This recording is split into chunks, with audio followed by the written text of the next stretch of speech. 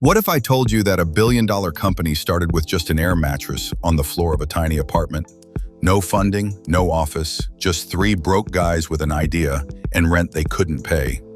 This is the unbelievable true story of how Airbnb, now valued at over $100 billion, started with one simple thought. What if strangers could sleep in your home like a hotel? Let's dive in. It's 2007 in San Francisco. Brian Chesky and Joe Gebbia are recent design school grads barely making ends meet. Rent is due, and they're short on cash, again. But something is happening. A major design conference is coming to town. Every hotel is fully booked. Tourists, designers, and attendees have nowhere to stay. That's when Joe looks around their apartment and sees a few unused air mattresses. He turns to Brian and says, "What if we turn our living room into a bed and breakfast for these people?" Sounds crazy, right? But they go for it. They buy 3 air mattresses and set them up in the apartment.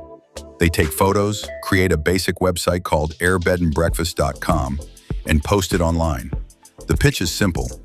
A cheap place to sleep, breakfast in the morning, and some friendly conversation with locals. To their surprise, 3 complete strangers actually book the stay. Designers from all over the US sleep on their floor. It works. Not only do they earn a little money, but the guests love the experience.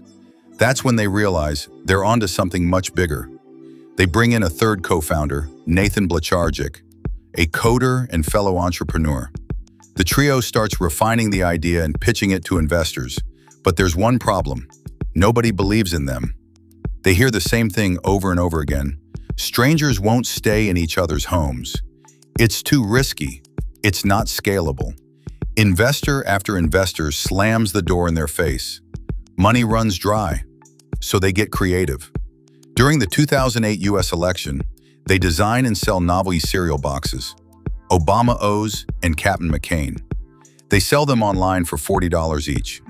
It sounds ridiculous, but they make $30,000 in cereal sales. That hustle catches the attention of Paul Graham, founder of Y Combinator, the most powerful startup accelerator in the world.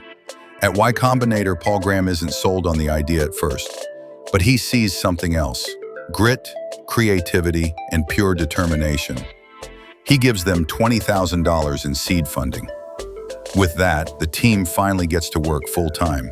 They interview users, improve the website, fix every small detail people complain about. They rebrand the site as Airbnb, short, catchy, and easy to remember. Soon the platform starts growing, fast. People all over the US start listing their homes. Travelers love the concept. They're not just booking a bed, they're experiencing cities like locals. By 2011, Airbnb had hosted over 1 million nights.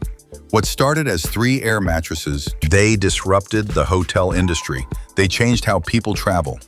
Even in the face of regulation battles, safety concerns, and global crises, they kept growing. In 2020, Airbnb went public. On its IPO day, the company hit a valuation of over $100 billion. From broke roommates to billionaires, all because they solved a simple problem creatively. There's a reason this story inspires millions, because it shows that huge success doesn't need a huge start.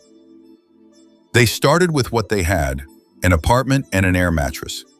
They solved a real problem, affordable, flexible lodging.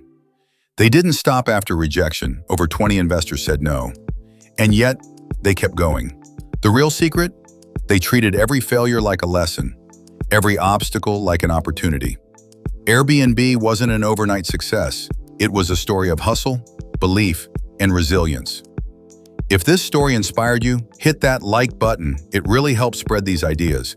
And subscribe to BizVault for more amazing business stories, startup breakdowns, and real lessons from billion-dollar ideas. Got a company you want us to cover next? Drop it in the comments. We read every one. Until next time, keep building, keep dreaming, and remember, persistence beats perfection.